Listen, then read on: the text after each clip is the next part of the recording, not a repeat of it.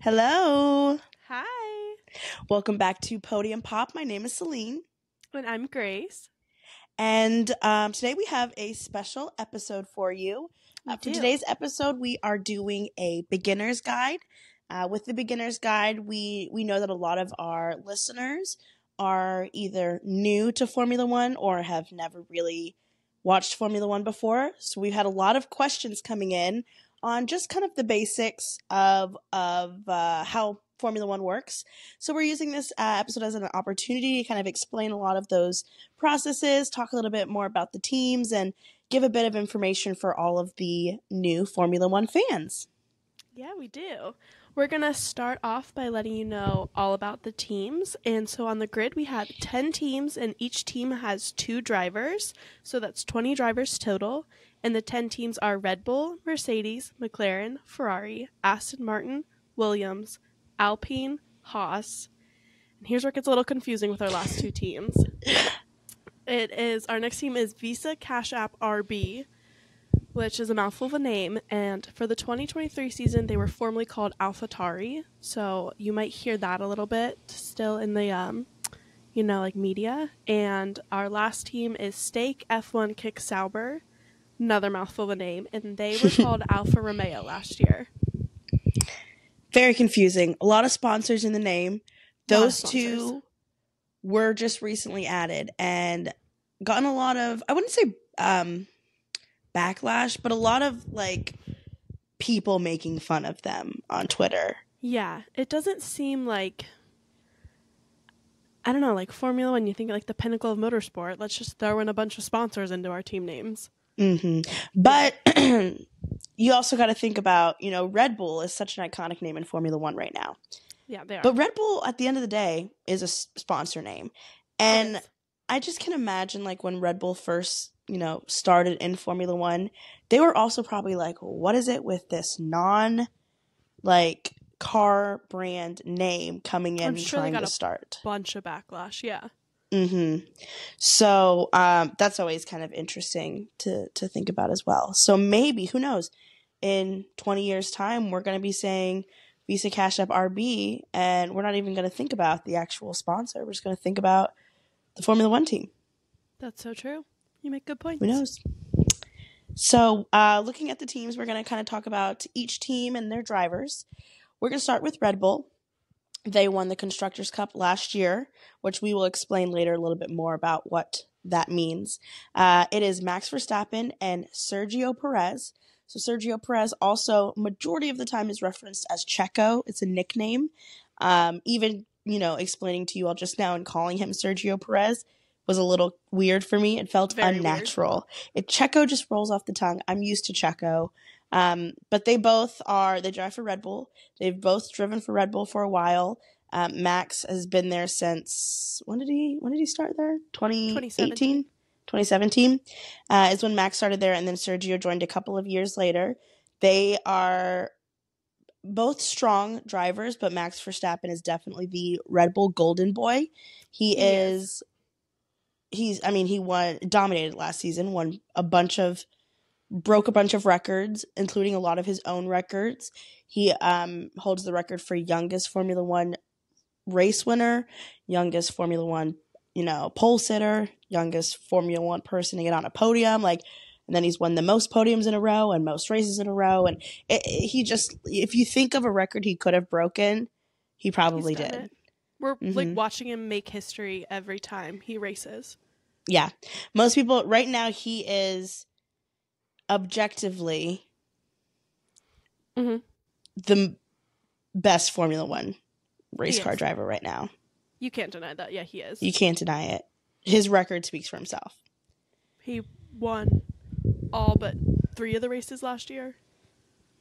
Yeah. That's amazing. It's amazing. Our next Mercedes team is, it's Mercedes. And the 2 drivers are Lewis Hamilton and George Russell. Now, Lewis Hamilton, you could definitely say he is one of the greatest Formula One drivers of all time. He has won 7 world championships, and He is currently with Mercedes right now for the 2024 season, but news just broke last week that he, for the 2025 season, will be driving with Ferrari. So kind of an iconic driver driving with an iconic team.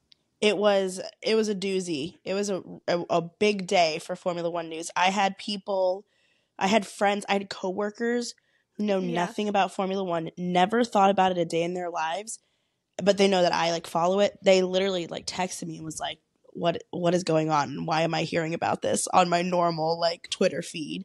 It was really big news. Mm-hmm. George Russell is the other driver that we talked about. He's been with the team since 2020. And he's pretty good. He's still pretty new, so he's working his way up. He has 1 win under his belt, and I feel like every year we keep seeing him progress more and more. Yeah, I think he is. You can still tell that he is under Lewis's wing. Yeah. So I am interested to see what's going to happen whenever Lewis does leave for the 2025 season. I do wonder how George is going to handle that. It's really going to depend on who's taking over Lewis's seat, which we don't know yet. Who knows when we'll find out, sometime this year, hopefully soon, because the anticipation's killing me. But I think he has the potential to be an amazing driver. I think he needs to kind of grow up a little bit, buck up. Okay. Be the number one driver. Be the older driver on the team. He needs to experience that. Which again, I won't know if he'll get that opportunity or not. Yeah, we'll find out. Next team is McLaren. As you can tell, big McLaren fans over here. McLaren is Lando Norris and Oscar Piastri. They are the youngest driver duo on the grid. So Lando is 24? 23. Correct? 23? 24. I thought I was wrong. 24. Sorry, I was 24. wrong. It's a recent thing. Last month or 2 months? November? Yeah. We're not perfect. And Oscar is 22. Yep. And they both, while Lando's been with McLaren for a long time and has a lot of experience with them, Oscar just had his rookie season last year. They both have a lot of potential. Oscar came in, he got a couple podiums for his rookie season. He won a sprint race in his rookie year. Definitely compared to the other rookie on the grid, which we'll get to, he has excelled quite a bit. People are saying that Oscar is going to be the next Max Verstappen, which is a lot to say so early in someone's career. Yeah, but he's definitely shown that he has what it takes to become a world champion one day. I just hope Lando gets there first. Lando's paid his dues. He still doesn't have a race win. I really hope that he gets the opportunity this year. Fingers crossed. I can feel it. It's coming this year. Last year made me really hopeful that this year McLaren is going to be up fighting the Red Bull a lot more often than they were last year and the years before. Yeah. So I'm hoping that means that, Lando and Oscar is going to have a successful year at McLaren, but time will tell on that one. We'll see. Our next team is Ferrari, and this year their 2 drivers are Charles Leclerc and Carlos Sainz. They both are great drivers. Charles is Ferrari's golden boy, the Italian. Love him. Mm-hmm. Everybody loves him over there, and I get it. I also love him. 100%, yeah, as they should. And Carlos Sainz has been with them since 2021, and he will be leaving at the end of the 2024 season. We're not sure where he's going to go next. That's where Lewis is taking Carlos's spot. So we're going to have to see where his career will lead him for the 2025 season. Yeah, there's going to be a lot of changes to driver lineups in the 2025 season because a lot of contracts are going to be up by then. The most interesting thing about it though is that at the end of the day, Lewis moving to Ferrari, that just proves that contracts don't. Lewis had a contract with Mercedes until 2026, and he still used an exit clause in order to move to Ferrari. So while we have a bunch of drivers already with their contracts being up in the 2025 season, it could cause even more chaos. There could be trickle effects. Who knows what's going to happen? We're going to be talking about that a lot for the upcoming season on what contracts and where everyone's going the next year. It's going to be a crazy time, honestly. It's going to be stressful for sure. But Ferrari, they're an iconic team. They, have been the only only Formula One team to participate in every single year of Formula One. They are Formula One. Like, when you think of Formula One, you think of Ferrari. It's the red car. That's very iconic. The red color, and they have ups and downs. Right now, they are still obviously in the top 3 to 4 teams. They came in third in the Constructors' Cup last year, so they're still at the top of the pack. But they have really struggled the last couple of years with consistency, and not even just from year to year, but from race to race. The car can do amazing in one race and not even make it to the starting line in other races. So I think their biggest focus right now needs to be keeping not only a fast car, but more so a consistent car. It sounds like that's something they're trying to work on for the 2024 season. Mm-hmm. Hopefully that's going to get better. Yeah, fingers crossed on that one. For the driver's sake. They need some good luck. Both of them. Yeah. Mm-hmm. Our next team is Aston Martin. Mm-hmm. They are Fernando Alonso and Lance Stroll. Fernando Alonso is another iconic name in Formula One. He has been driving since 2001. My cat's tail. He has been driving since 2001. He took a couple years off, but he is back, and he has been with Aston Martin. He started for them for the 2023 season, staying for 2024. The other driver is Lance Stroll. He has been with a couple teams throughout the year. His dad has partial owner in the Aston Martin team. So you can take that information how you want to take that information. I'm a big fan of Lance. Have to throw that out there. So he's kind of followed. His dad has had some stake in a couple of teams, so he's kind of followed a bit. Mm-hmm. Aston Martin's kind of a mid-level team. They in the very beginning of last season, they did very well.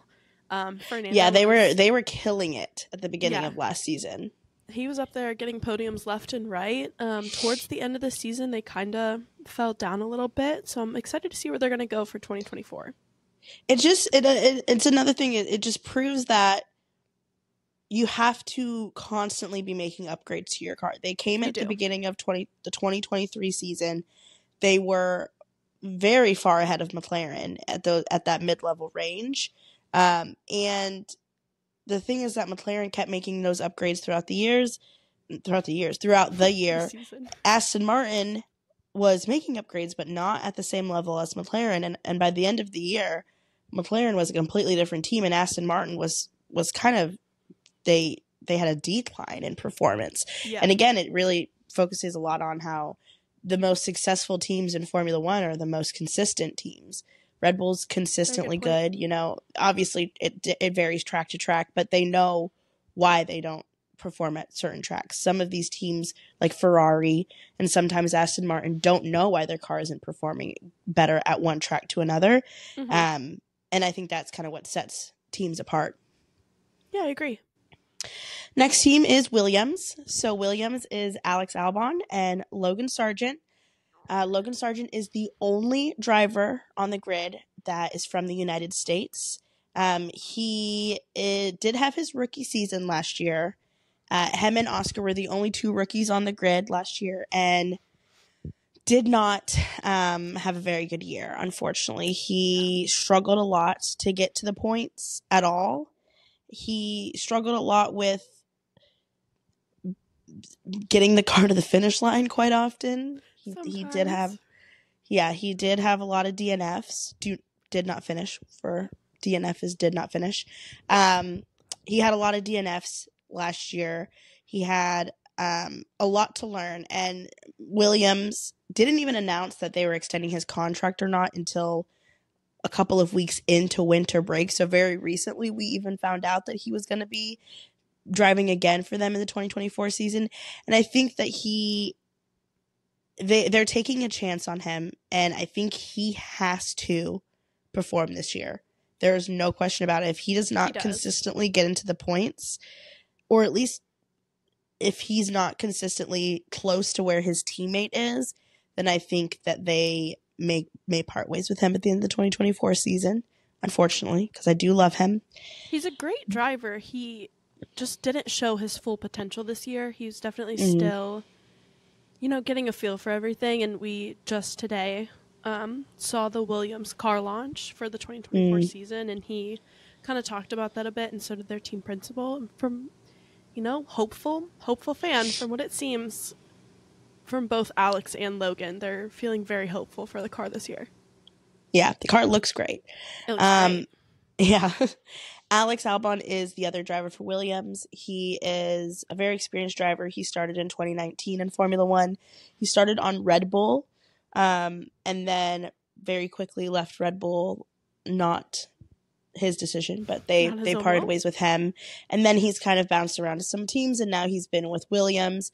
I think Alex Albon is one of those drivers that one day is going to be a team principal. He's very knowledgeable about the car. He's really smart and is able to articulate what adjustments are needed to the car for them to do better, which I think really helps balance Logan out, because again, Logan is so young and he doesn't have a lot of experience in the Formula One car. I think they are a great balanced team on the grid. They're a great pairing, yeah. Mm-hmm. Our next team is Alpine, and their two drivers are Pierre Gasly and Esteban Ocon. A fun fact about Alpine is the team is a French team, and both of their drivers are from France. So French ties all around. Yes, that is the only team on the grid, actually, that is that way. It is. Alpine is a pretty mid-level team. They both Pierre and Esteban got some podiums last year. Alpine recently kind of got some media attention around them because Rob McElhenney and Ryan Reynolds both decided to invest in them. I don't know how they chose Alpine of all teams to invest in, but I think they are trying to repeat what they did with the Wrexham soccer team, or the football team. And they definitely got a lot of other of their celebrity friends to get involved as well. So we see a lot of famous athletes and celebrities also investing in Alpine. Travis Kelce, Patrick Mahomes. Patrick Mahomes is invested in them. And I think that we're going to see the trickle effect from those investments in the next couple of years to come. They didn't really do anything super impressive last year. It was that first year with those celebrity sponsors. So I think that there's a chance that this year it wouldn't even surprise me if they came, into testing with a kick-ass car and no one was expecting it. So they'll be an interesting team to watch moving forward. There's also some rumors that one of the Alpine boys will be moving to Mercedes. They're one of the people that the names are being tossed around. And I do wonder who they would bring in if that was the case. I don't even know which out of the two would move. They're both pretty consistently next to each other in the lineup, and there's not one that I would say is always beating the other one. I think Pierre Gasly is slightly, probably like looking at records and numbers, slightly over Esteban, but it would be, I don't know for sure which one. They go back and forth a lot, on who's ahead of who for the races. Yeah, Pierre Gasly also used to drive for Red Bull as well, and then again, Red Bull parted ways with them. You can probably sense a trend in how Red Bull manages their drivers. They are different than Williams. Williams is bringing in, and they are nurturing their drivers and trying to build them up, and Red Bull, rightfully so, has enough money and enough reputation that they don't really need to build up their drivers. They just are going to get the best ones that are ready to go, and anyone that can keep up with Max is going to stay on the team. Yeah. So we'll see what happens next year with that, too. Our next team is Haas, and they are the only American team on the grid. They are based in America, and their two drivers are Nico Hulkenberg and Kevin Magnussen. The two definitely at the back of the pack, the two drivers. Kevin is definitely doing better than Nico. He scored higher than him last year. So we're going to see what Haas do this year. They just got a new team principal as well. They fired their recent team principal that have been with them since 2016 when they started. So that could bring a kind of a big change, a slower start maybe. Yeah, I mean, they had their car launch last week, and even the team principal, I forget what the exact quote was, but the team principal was even like, we're probably going to be in 10th again. Like, yeah. Well, that doesn't inspire a lot of people to be a big fan of your team. Like, we'll be in the back at the first race. Like, they know in the beginning they're not going to be pulling these big numbers or big numbers for Maybe they are, though, and they're just trying to trick us. That would be insane. That would be we're going to finish 19th and 20th, and then they're like, hey, here's 10th and 11th place. Imagine how funny that would be, though. That would be crazy. Like, they have the opportunity to do the funniest thing ever. They truly do. I hope they pull it off. Yeah. Next team, Visa Cash App RB, otherwise referenced as VCarb. Do we hate that? Yes, we do. Yes, we do, but it's a lot easier to say. It's a lot easier. That is Daniel Ricciardo and Yuki Tsunoda. Daniel Ricciardo, another one that has driven for Red Bull in the past and been taken off the team, although Daniel decided to leave on his own accord. Yeah, he left on his own. He did some soul searching at some other teams and is now back in the Red Bull family. VCarb is they're connected to Red Bull. They both are kind of under the same company. They used to be called AlphaTauri, but before that they were Toro Rosso. I have so much trouble saying that one. Toro Rosso, and it directly translates to Red Bull in Italian. Yeah. So they are both under the Red Bull team. So I think because of that, there's a lot of switching of the drivers. Sometime in the middle of the season, when both Alex Albon and Pierre Gasly left Red Bull, they both went to that team, vice versa. I think there is potential that if not at the end of the season, possibly midway through the season, if Checo is not performing at Red Bull, there's a chance that they could bring another driver up. I'm assuming it would be Danny Ricciardo over Yuki Tsunoda. The experience alone. Those are all fan theories. It could very well happen. That is what everything is kind of pointing to. I think they're going to do their best to kind of wait till the end of the 2024 season until they make a change with the driver lineup. But because of their reputation in their past, it wouldn't surprise me if they did it halfway through the year. That's so fair. Yeah, it would be like the least shocking thing ever for Red Bull to do that. Yeah, like another team doing it would be shocking. Yeah, 100%. Red Bull doing it is just kind of like, okay, every other year, so. Another day at work. Yeah. Our last team we have is Stake F1 Kick Sauber, and their two drivers are Valtteri Bottas and Zhou Guanyu. Valtteri Bottas has also been a driver who's been on the grid for a while. He very famously drove for Mercedes, and he has kind of had a bit of a decline in his, driving since leaving Mercedes.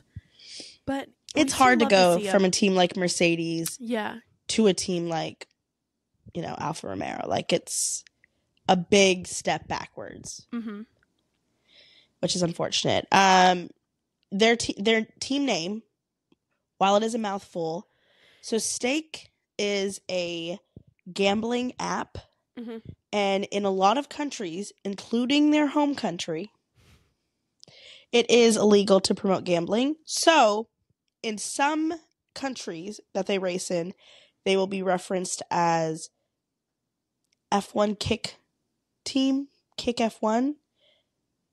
Some countries, they're going to be referenced as Stake F1. On some, by some media sources, they're going to be referenced as Sauber. And then some people, you may hear the name Audi tossed around. That is because in the 2026 season, the Stake F1 Kick Sauber team is going to be turned into the Audi team. Yeah. Which and that's yes, just all so confusing. It's so It doesn't confusing. need to be, and it is. So basically, if you hear Stake F1, if you hear Kick F1, if you hear Sauber, if you hear Alfa Romeo, or if you hear Audi, it's all the same team. Yep. All the same team. Sure is. So that's going to be, I think that's one of the most confusing things for new fans is figuring out what all that means. That team alone. Yeah, it's going to be so confusing. 26 will get easier, hopefully. But there are 24 races. That is this year. That changes every year. They don't go to the same exact tracks every single year, but they stay consistent in a lot of, especially the big iconic ones like Monaco and Spa, Suzuka. All of those, they basically sign contracts with these different circuits, and they sign a contract to be there for a certain amount of years in a row. And then they kind of reevaluate. So example would be they just re-signed a contract until 2029 for the Suzuka track. So that one will be in the racing schedule until at least 2029. But 24 is a lot. This is the most races that they've had in a season so far.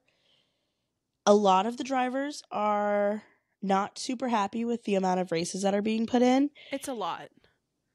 And some of these races happen 2 weeks in a row, some of them 3 weeks in a row. They're going from one time zone 12 hours in the past into the future to a different time zone. Halfway across the world in 1 week. Halfway across the world, and they do their best to make the races kind of regional and just make sense geographically on what the order is. But some of them are really out of the way, honestly. Yeah, they are. So that affects things. The season starts in March, technically, but car launches are obviously starting this week at the beginning of February. And the last race is held normally the first week of December. So it's a very long season. And if you think about 24 races kind of spread out that long, it doesn't seem like a lot. But again, these races aren't just one-day events. It lasts from Thursday to Monday morning. A lot of times they have to get there before Thursday. So practically Wednesday to Monday, they are traveling for these races. Yeah. So when you think of it that way, 24 is a lot. They're also doing a lot of sponsor meetings, media content. They're doing a lot during the season. Mm-hmm. Yeah, they get a summer break and they get a winter break. The winter break is the longest, again, lasting. And, obviously between summer and winter break, they're still training and they have to still attend, things at the factories and team meetings and all of that. They just aren't racing, basically. So winter break is, like I said, the first week of December until the car launches, normally in February. And then summer break is normally a 3 or 4 week break in August, and which is unfortunate because that's my birthday month and I would love to watch a race on my birthday. But and that's kind of a break like in the midway through the season. So they do get some breaks, but 24 races is quite a bit. That's a lot. We'll go ahead and get started, and we'll break down the race weekends. The race weekends start on Thursday, and there's no actual racing on Thursday, but it is media day. So that's when the drivers are going to go to press conferences. They'll go to the media pen where there's a bunch of different news outlets, sports news outlets there, getting interviews from them. They'll do team YouTube videos. That's when you'll see a lot of that media content released. Little fun TikToks, Instagram posts, tweets, all that stuff. And that is what happens all day long on Thursday. And then the actual racing starts on Friday. Or practices start Friday. Yes. So Friday is on a normal weekend. Friday is FP1 and FP2, which is free practice 1 and free practice 2. They do free practice 3 on Saturday morning. Basically, the free practices are a chance for the drivers to run the car, to get to know the track. A lot of them, again, are tracks that they've driven on before, but it can always change during, depending on what the season is like when they're there. It can depend on if it's raining, if it's cold. There can be a lot of effects. So they use that opportunity to run the car on the track. The other thing they do is make adjustments from the free practices make adjustments to the car. So a lot of times you see the times get quicker as free practices go on. But sometimes if they, come in and have a great free practice 1, they'll use free practice 2 as a bit of an experiment and try something that they very well know might not work. And it's always interesting to see what that means for the standings of the free practice, because you could see one car come in and, second place in the first free practice. They could try something that lands them in, 18th place in free practice 2. So it's always you can't really think too much about the standings for the free practices, because you don't know the strategies and what exactly they're doing to the car in those. But again, it is always interesting to see the potential of what could happen in the qualifying. Yeah, that's always cool. It's fun. You see your driver up top and you're like, it's just free practice. Yeah, doesn't mean much, but it still feels good. Yeah, it's still so fun. On Saturday is free practice 3 a.m, like Celine talked about. And then Saturday afternoon is the qualifying. So the way that qualifying works is there are 3 rounds of it. The first round, all 20 drivers will go out and you try and get as fast as you can go, a fast lap. And at the end of the first round of qualifying, the bottom 5 drivers are then dropped, and where they had finished is where they're going to start the race. So if they had the slowest time in qualifying, they will start in last place, P20. And then the next round will start and the next 50 or the top 15 drivers will go out. And then same thing, the bottom 5 drivers will be cut. And where they land is where they're going to start their race. And then the third session is when the last 10 drivers will go. And they're going to try and get the fastest lap to get pole position, which is starting the race in first place. And qualifying... Yeah. Oh, go ahead. I was going to say qualifying is always probably for me the most stressful thing to watch, because... It's a lot of fun, too. It's stressful and fun. It's stressful and fun because they have to put together the perfect lap. And a lot of tracks, qualifying is almost more important than the actual race, because at some tracks it's really hard to overtake cars, Monaco being a big one. So qualifying is really important at those tracks that are harder really to gain positions in the actual race. Yeah, definitely.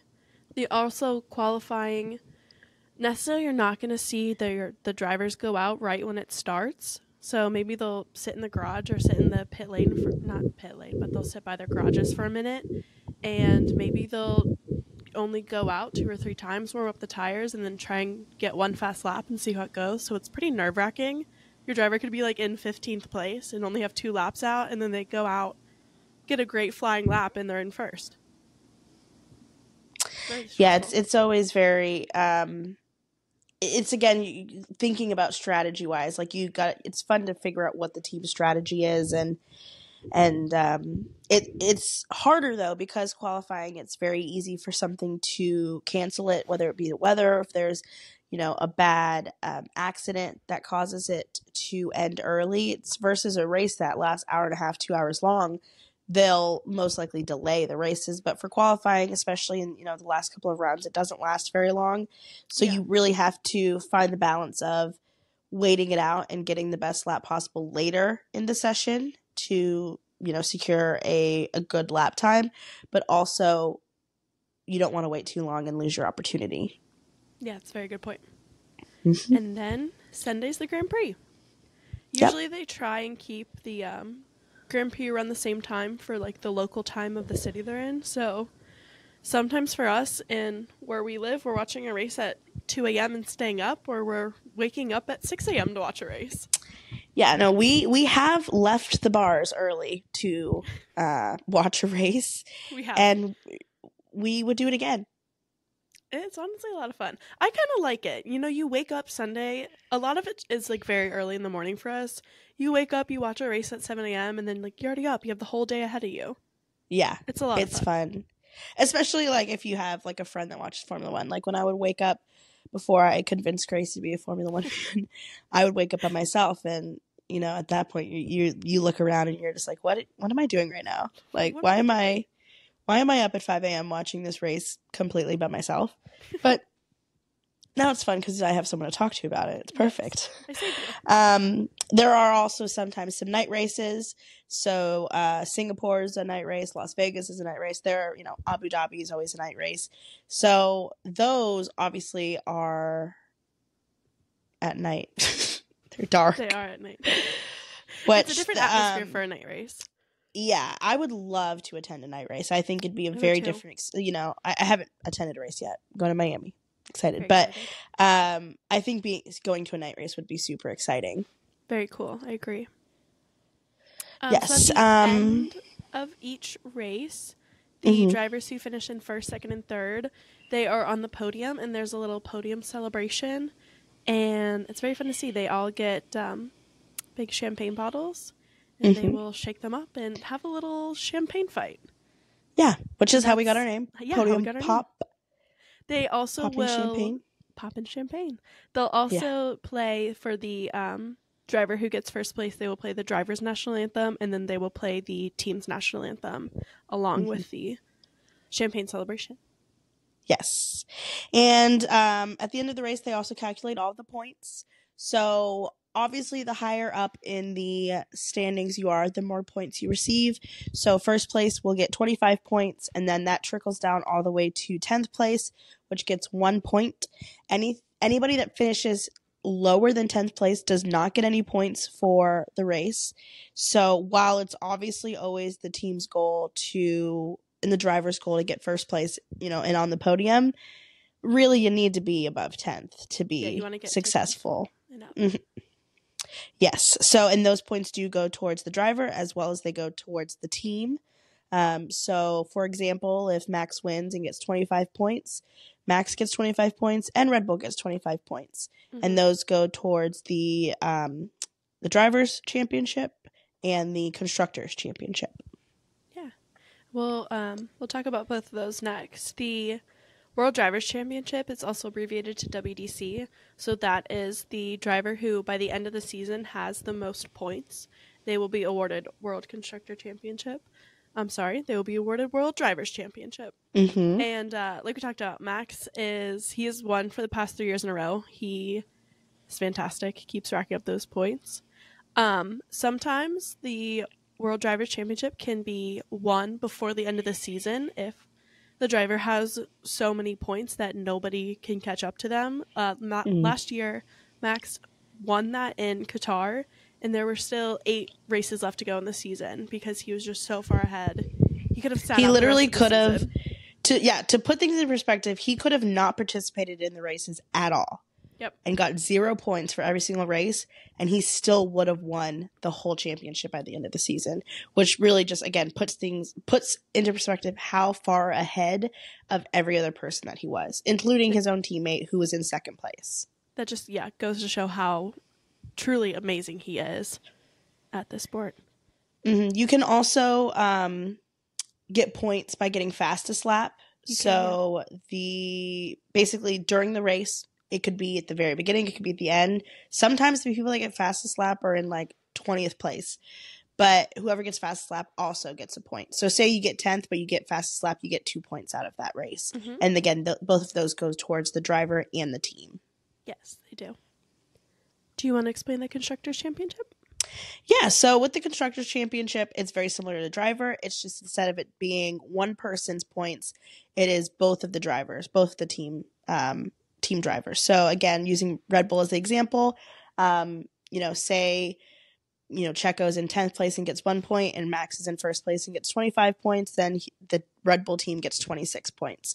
Again, Red Bull was very far ahead of all the other teams because Max was in first, Checo was in second. They obviously won the Constructors' Cup. There are times where the driver of the drivers' champion will not be on the constructors' champion team because maybe they had a really strong driver and a not so strong driver. But recently, it's been pretty consistent with whoever's winning the Constructors' Cup. That's normally their driver's normally the one winning the Drivers' Cup as well. The Constructors' Cup is super interesting because that is basically a direct correlation to how much money they get, how much sponsors they get, which will affect them in the following year, because that's how much money they can kind of put into their car. There is a cost cap, but it's a pretty high up cost cap. Really only the top teams are the ones that have to focus on the cost cap and kind of keep it in mind. Other teams like Haas, they don't really have to think about how much, about not going over the overall budget because they don't have the money to go over the overall budget. So the standings in the Constructors' Cup is super important because, again, they want the best car possible next year and they need the sponsors and the money to get that. It's hard for a team in the lower rankings to work themselves up because they're fighting with their last year's standings. Even if they come in and have an amazing car, they don't have the money to make fixes to those cars. They don't have the sponsors to continue spending that money. So it's always super important for the teams on where they stand in the Constructors' Cup. Yeah, but again, it's been Red Bull pretty much dominating recently. Yeah. Last year, we saw Williams get 7th in the Constructors' Cup, which a lot of people were not expecting that. That's really helped them out this year. They've kind of talked about that a little bit, too, with the car launch for this year. We are also going to explain tires a little bit, and Celine, you have a lot more knowledge on that than I do. Okay. Tires is something that when people start watching Formula One, they don't get it. I didn't get it for the longest time. There's still some things about tires that I don't completely understand. But there are 3 types of tires: soft, medium, and hard. And basically, during the races, you have to use at least 2 different tire components. So if you start on softs, by the end of the race, you have to pit at least 1 time, and you have to move to mediums or hards. The soft tires are the fastest tires, but they have the least grip. They will fall off quicker than the other tires. Where hards are... What was that? They have a short lifespan. Yeah. And the hard tires are slower, but they last longer. So that really plays into strategy. It really plays into if the team is going for a 1 pit stop or a 2 pit stop during the race. Sometimes they end up pitting 3, 4, 5 times, depending on, what happens with the race, with yellow flags, with tires, with, they could, have some damage and need to fix the wing. Bad strategy. So, bad strategy. But tires that are super important. Tire management is talked about quite a bit. Some drivers have a really great reputation about tire management, like Lewis Hamilton. He is known for being able to take care of his tires. You have to be able to push the car to the limit. You want to be, pushing this car, but you can't push it past what the tires can handle. Because when the tires start to wear down, that means you're losing grip, you're losing your speed, and it's much easier for you to end up in the wall when you don't have any grip on your tires. They also have special tires for the rain, so they have slicks, they have intermediates.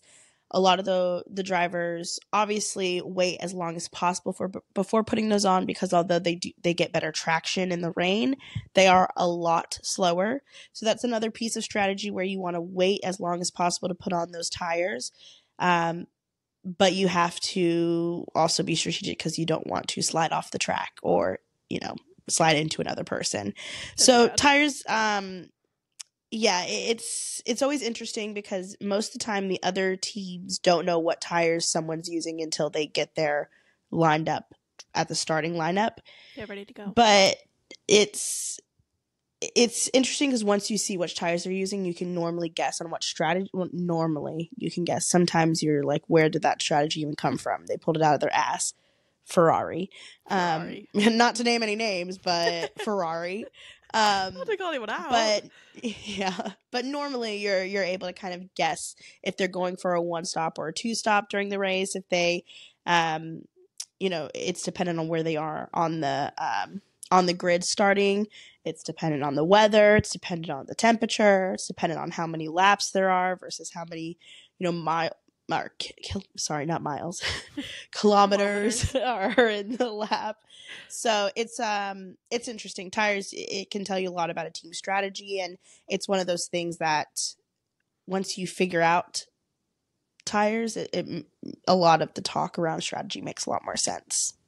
Yeah, definitely. I'm still working on that one. It's figuring out. I'm still working on it too. There's still sometimes I'm figuring out things about tires to this day. So yeah, we have some questions that friends and followers sent us. So we'll answer some of the questions. There's some kind of fun ones that we'll get to more towards the end. But the first one we have is, how do you win to just be the fastest? And that's a little bit kind of what we talked about. You definitely do have to be fast and kind of know how your car works. But it also plays a lot into strategy, like we talked about. And honestly, how your car is built, what the car is doing that season. If you have a bad car that season, sometimes it's not up to the driver.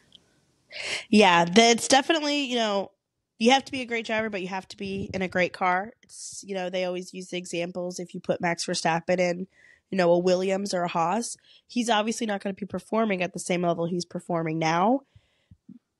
But although Max Verstappen, if anybody could, pull off a win in a Haas, it would be Max. It would be Max. But it's super important. And you not only have to have a team that has a good car, but you also have to have a team that the car works in your style of driving. So a lot of, driving styles, some drivers prefer, understeer, some of them prefer oversteer. And if you have a team that is prioritizing you as a driver, basically if you're the number one driver for the team, they're going to focus a lot more on making a car that fits your driving style versus a team maybe with a rookie that is coming in and it's more so the rookie having to adjust his driving style to the car. Definitely. But then, it really comes down to strategy too. You have to have good strategy. If you're making bad calls, if you're doing unnecessary pits, if you're putting the wrong tires on your cars for the wrong situation, you're not going to be successful in Formula One. So while the driving is important, the race engineer at the pit wall making those calls is just as important as the driver in these situations. There's a lot that goes into it. Our next question, we have two that kind of tie together, is do people crash a lot, and what safety measures are put into place to ensure a safe race for each driver? There are definitely a lot of crashes. I shouldn't say a lot. There are crashes. Sometimes you'll go a race. There are a lot. Yeah, you'll go a race sometimes and it's easy, smooth sailing, no yellow flags, no crashes. But then other times, first lap starts and they're all so close together. It's chaos. The drivers are, it's chaos. The drivers are colliding, and one little move can have a domino effect to 4 people spinning out on the first lap. Yeah. Most of them are minor crashes. We even see people that'll have a crash. They'll spin off into the gravel and then they'll just keep continuing and there won't be any damage to the car that they have to make any changes to. Sometimes there's minor damage where if they're able to make it back to the pit lane, then they're able to make, depending on how bad the damage is and what the damage is, they can make repairs to that and get back out. Obviously, if you're making repairs to the car and you get back out there, you're going to be in last, probably. You're going to lose a lot of time. But there's always a chance for other things in the future to happen. There can be a yellow flag, a red flag. Some other people could completely crash out and not be able to finish the race. So there's always that potential to get back in and still win, even with those minor damages. Mm-hmm. And some safety features there are. One of them is the suits that they wear. They are fireproof. So, if something were to happen and they're in a fire, those suits are there to protect them. And one of the newest safety features that was brought on in 2018 is the halo. And it's over their head. It's a titanium bar around them. Looks just like a halo. And it comes down right in front of them. And that is to protect them overhead and to protect their heads even further, along with the helmet, which is another big safety feature. Yeah, and the halo, it's, when it was first introduced, a lot of the drivers were not happy about it at all. They hated it. One thing about Formula One drivers is that they're very stubborn. people, it They are. seems. So a lot of them really thought that the halo was taking away the risk of being a Formula One driver. They pride themselves on putting themselves in these, potentially dangerous situations and saying, like, we're gonna race fast. We don't care about our own safety. That's like the whole thing about being a Formula One driver is being, balls to the wall kind of thing. But it saved so many lives since it's come out. There have been multiple instances where if the halo was not there, a driver would have, been seriously injured, definitely with some neck injuries, concussions, and it, there's definitely been really, bad crashes in the past and deaths in Formula One that potentially could have been, less. The effects could have been different. The effects could have been a lot different. Yeah. There's no way to know for sure. An example would be if there was a halo for whenever Jules Bianchi was racing. People said that the halo could have saved his life. Again, there's no way of knowing if and there's no way of knowing that's true or not, but it's definitely improved where there's a lot less injuries in the crashes that do happen.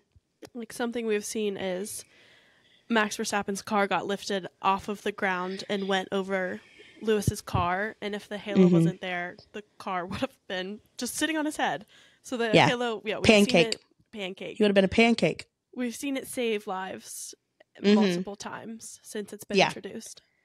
Yeah. So when, recently, when there are crashes, for the most part, you see like bruised ribs or they could have, minor whiplash, but soreness. Which sounds bad, but minor. And the worst injury we've seen, even just last year is, Daniel broke his hand, and that's really only because he held onto the steering wheel during his crash and it kind of like whipped his hand around. But, a lot of the crashes we see now, if it happened 10 years ago, they would have had very different outcomes. Yeah, definitely. Our next question is, why do they keep the team so small? I have kind of what I think my opinion and the right answer would be.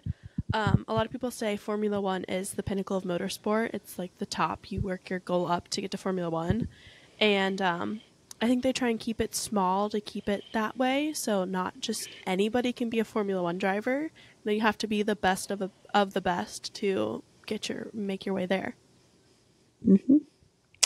Yeah, I would say that's true. And again, Formula One is very traditional, and again, like I said, they're stubborn and they can get stuck in their ways. So it's always been the case that they have two drivers, where in different different race, motorsport leagues, you see them kind of adjust to that, like in IndyCar and even in Formula One Academy, they have that difference. But in Formula One, it really is truly just the top 20 racers. Mm-hmm. We also have, what is the highest honor you can get in Formula One? And so that's kind of what we talked about, winning world champion. That is the goal for every driver, is you want to be the world champion for that season.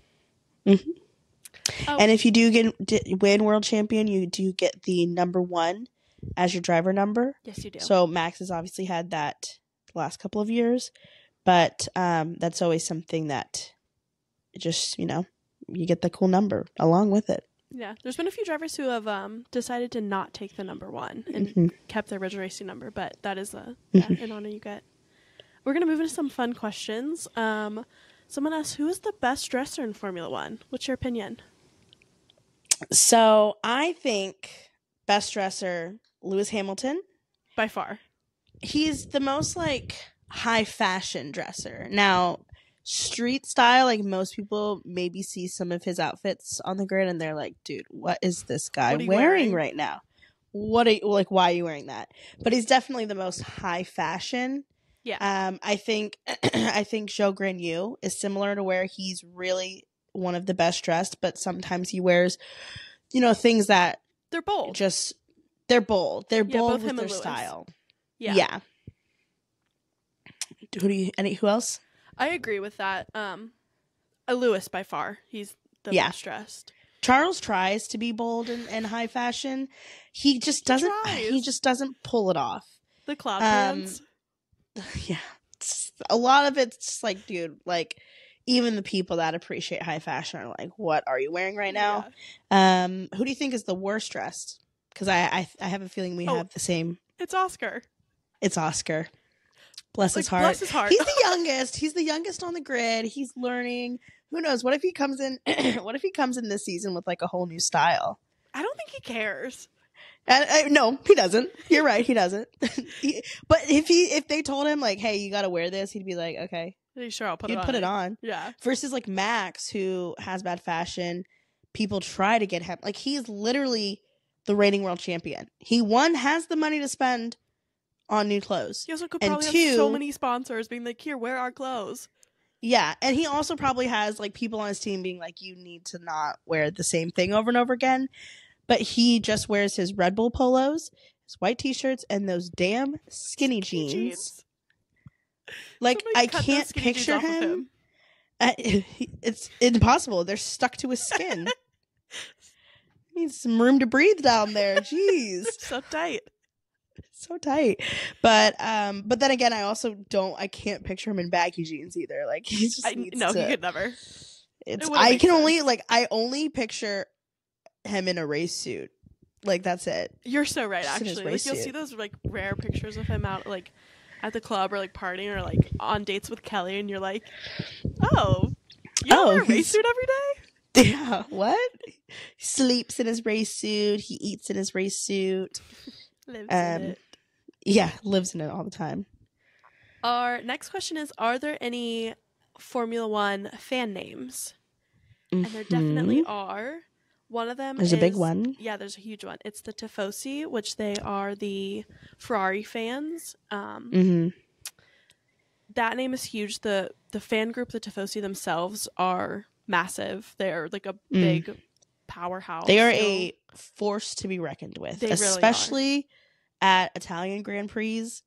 Like the Monza race. It's just a sea of red and Ferrari flags. Honestly, it's very cool to see. There's a lot of iconic pictures and like really cool pictures with them. It's amazing to see. Like, you'll see like the smoke. Very in the air, passionate. Like, Charles waving and all of the fans just looking out around him. Yeah, they're very passionate as well. The Italian men. Yeah, and then yes, they love Charles. There are other, as Formula One is getting more popular, just like the fangirls. You see other fan army names emerge from the woodworks. One, I don't know if this is a thing or if it's just this girl making it a thing, but there is a girl on TikTok who makes a bunch of Formula One TikToks. Her name is Jo, and she always calls herself. She says that she's a Grussel sprout. Yes. For George Russell. I love that. I too would like to go on record and say I too am a Grussel sprout. We are Grussel sprouts. I don't know if that's like an actual thing or if she's trying to get it started, but I support her 100%. And I think that does have to be the official name for the George Russell fans, are the Grussel sprouts. So it's kind of amazing. I'm obsessed with it. It really rolls off the tongue. It's good. So yeah, I'm # Team Grussel Sprout myself. There's also a lot of times people will combine drivers' numbers. So you could be like 481 and you are fans of Oscar and Lando. Or they'll be like right now there's a lot of people saying like, oh, 1644 fans. So that's Charles and Lewis. They'll kind of, combines names like that with like you said, the more like fangirls. The 1644 girls are living their best lives right now. They really are. I'm loving that for them. Loving that for them, for sure. Who's going to live their best lives this year? The 481 girlies. The 481 girlies, because McLaren's going to dominate this year. And I'm manifesting. Manifesting it. And you know what? I hope the Grussel Sprouts have a good year, too. Actually, I hope the Grussel Sprouts have a great year. Yeah. Not at the expense of Lando and Oscar, but I still hope they have a great year. Yeah. Next question is F1 Nepo babies and kind of listing them in order from most Nepo to least Nepo. Love this question. Everybody that is a Formula One fan knows that the most Nepo is, at the end of the day, it's Lance. Lance Stroll. His dad literally owns the team. Owns part of the team. He doesn't own the whole team. Okay. He owns enough of the team to have a lot of sway over who the drivers are. And one of them is going to be his son. Yeah, what about it? What about it? Well, honestly, I think Lance gets a bad rep about being a Nepo baby because, yes, his dad did give him a spot on the team. But almost all of the men in Formula One almost all of them are Nepo babies. Yeah. Because to be in Formula One, you have to have a lot of money, or you have to have a lot of sponsors. You have to, even if you have a lot of money, you got to know the right people on top of being a good driver. Yeah. So for the lower formulas, like Formula 3, Formula 2, even karting, you have to fund yourself. Like for karting, you have to buy those karts. You have to fund your team. You have to basically pay your travel. Even your travel in Formula 2, you have to pay for your own hotel rooms. You have to pay for your own, race suits. And it's expensive. Like some of these seats you have to pay, millions of dollars a year to even have your own spot on the team. And that's, again, if you're a good enough driver for a team to take you on. Yeah. So it makes it super difficult. And now once you get to Formula One, that's when you get the big salary. And, obviously, like, your hotel room is paid for by the team and your car is paid for by the team. That's a completely different ball game. But again, you have to be a bit of a Nepo baby. Like, example would be like Lando Norris. His family is really wealthy. So while his dad didn't have any huge connections to the racing world, he was rich. So it helped out a little bit. Same with, or the difference, with, Max Verstappen and Carlos Sainz. Both of their dads drove in Formula One. Both of them have connections with the teams that they are currently or in the past have raced with. So again, it's knowing the right people and having the right name. Yeah, it is. Definitely. Who do you think is the least Nepo baby? Alex. Yeah, Alex and Lewis too. Lewis, his dad Lewis, famously, had to work 2 jobs until he was getting his own sponsor. So there is a way to get to Formula One without being a Nepo baby, but it's really hard. And you have to be good at racing. Really good. You do, definitely. Mm-hmm. Next one. What would be each driver's go-to karaoke song?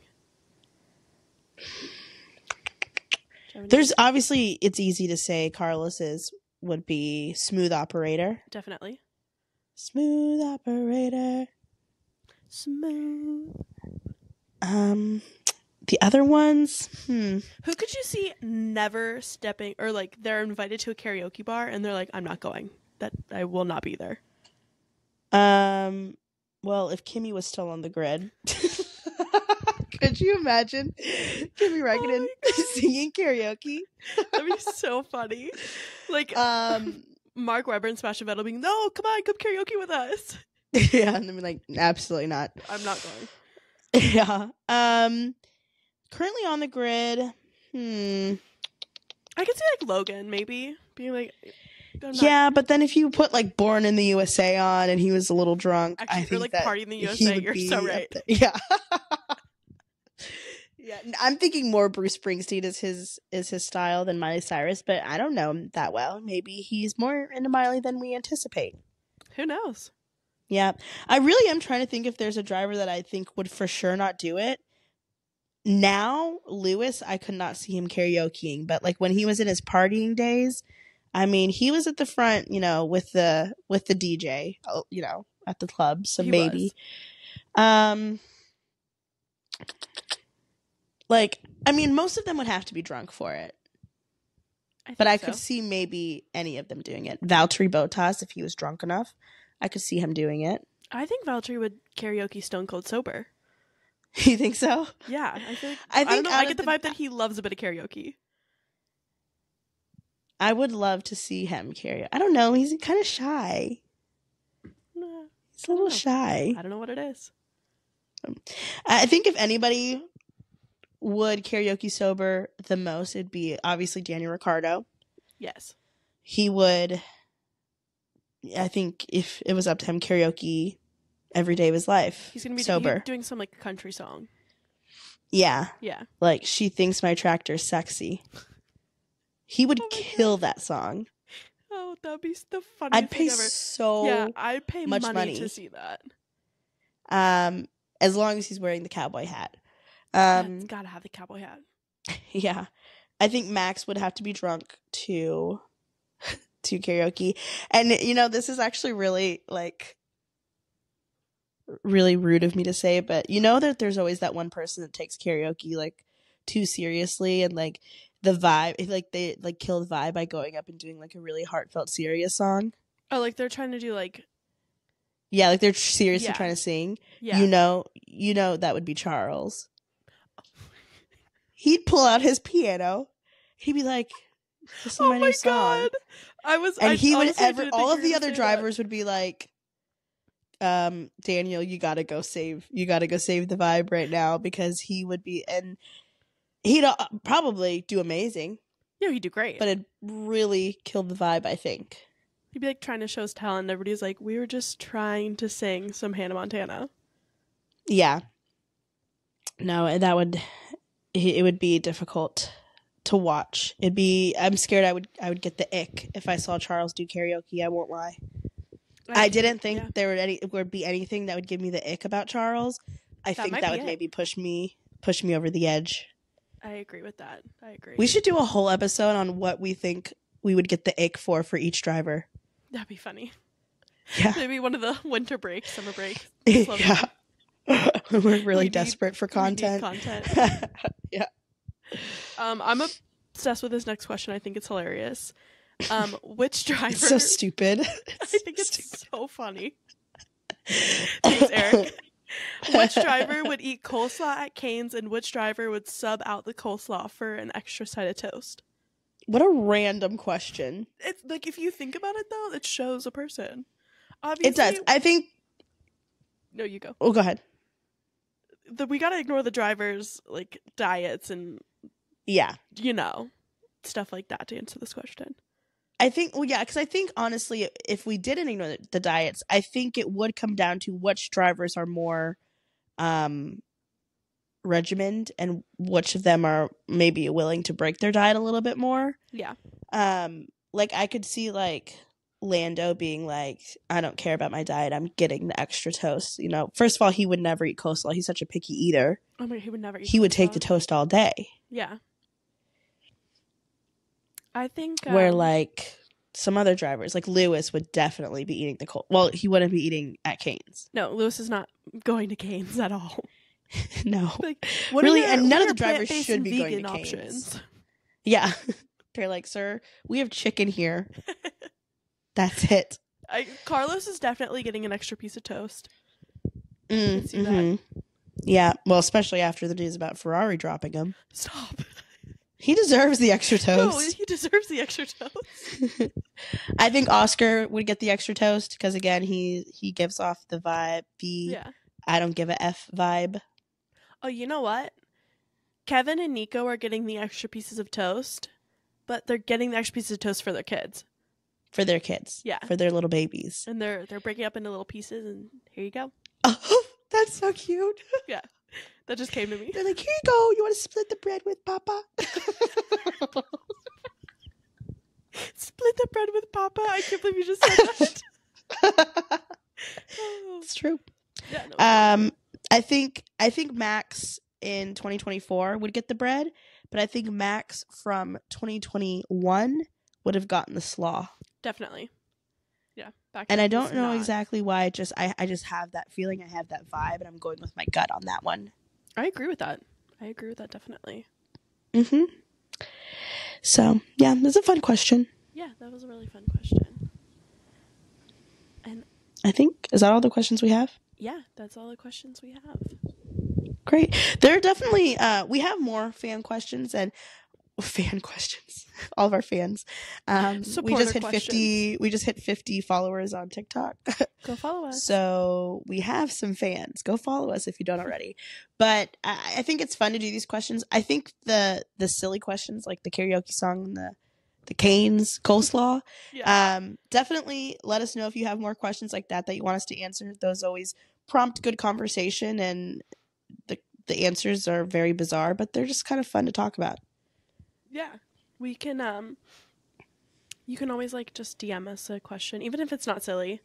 You can DM or comment. Yeah, or if we will also take serious questions too. Yeah. You can add if you have a question or anything, and if we don't necessarily know the answer, we'll look it up for you and help you out. We'll find the answer together. Yeah. Yes. So make sure you follow us on all of our platforms. We have TikTok, Instagram, Twitter, TikTok. I said TikTok twice. And TikTok is really big for us. We love TikTok. We do love TikTok. And we post on Spotify and YouTube. So make sure you go and subscribe on YouTube, and then go follow us on Spotify. Leave some 5-star reviews for us. We would love to see that. Yes. We post on Mondays, but we also will post an emergency podcast episode if something serious enough prompts us to. So if you haven't already listened to our most recent emergency episode going over the whole drama surrounding Lewis switching to Ferrari, definitely go check that out. It is we were spiraling during it, I won't lie, and we threw out some really crazy possibilities about who's taking the Mercedes seat and what the repercussions of that is going to be. It was fun. A lot of them are far-fetched, but I think there's some weight in some of them. We could be onto something. There. So definitely go check it out, as well as all of our other current episodes that we have on there. This will be the 4th episode that we're putting up, but we do post weekly, so we would love for you to check back in each week and give us a listen. Next week will kind of be more of a update week. This week we have a lot of car launches coming out. Air McLaren's team is announcing or showing their cars as well, so we'll definitely be talking about that. We're big fans of the Air McLaren team, so yeah, we'll talk about what happens in Formula One this week, the car launches we see, lots to talk about. So definitely tune in on next Monday for our new episode, and make sure when you're following, you'll get notifications too, so that'll be great to see. Thank you for watching. Thank you. Bye. Bye.